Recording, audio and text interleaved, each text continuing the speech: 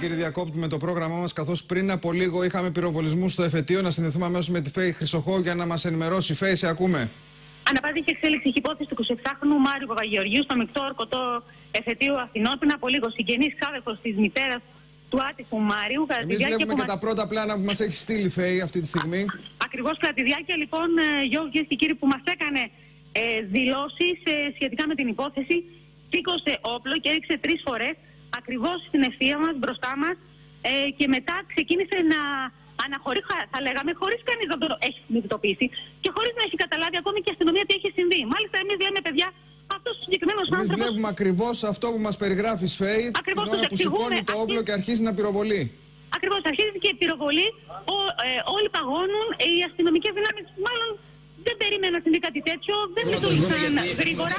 Τους ενημερώσαμε εμείς και άρχισαν να τον κυνηγούν μπροστά από το εφετείο.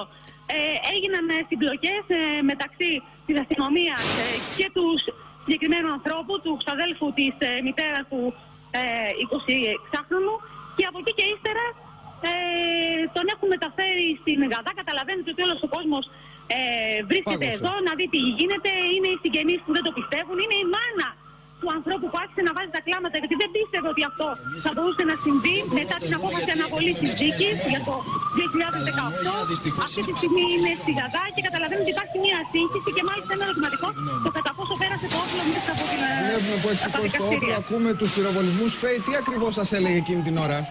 Εκείνη την ώρα μας έλεγε ότι πρέπει να βρεθεί μια λύση, ότι πρέπει η μάνα να έχει ένα μνήμα να πηγαίνει να ανάβει το κερί στο αναδικοχαμένο γιο της, ότι όλοι είναι, θα λέγαμε, ότι όλοι είναι λαμόγια, είναι όλα αυτά τα είπε, και ξαφνικά έτσι σε μια κατάσταση έκρηξης βγάζει από την τσέπη του, που δεν το είχε δει κανένας, κρυμμένο το πιστόλι και αρχίζει να πυροβολεί 3 φορές. Και μάλιστα έκανε και μια δεύτερη επανάληψη, όπου ευτυχώς δεν είχε άλλες σφαίρες μέσα.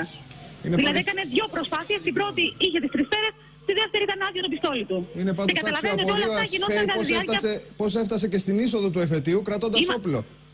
Στην είσοδο του εφετείου και μπροστά στις κάμερες και μπροστά μας και στην ευθεία μας. Μάλιστα, τώρα εκεί οι αστυνομικές αρχές τι σας είπαν, Φέη? Οι αστυνομικές αρχές αυτό το οποίο έκαναν αυτή τη στιγμή είναι να τρέξουν, να τον κυνηγήσουν, να τον πιάσουν, να τον ρίξουν στο έδαφος, να συγκεντρώσουν και να συλλέξουν τις κάλικες και από εκεί και ύστερα να μπορέσουν να βρουν, να έρθει στο αστυνομικό όχημα να τον παραλάβει, να τον πάνε στην Γαδά, και αυτή τη στιγμή είναι στη Γαδά προκειμένου να τον ανακρίνουν και να δουν τι ακριβώς έχει συμβεί.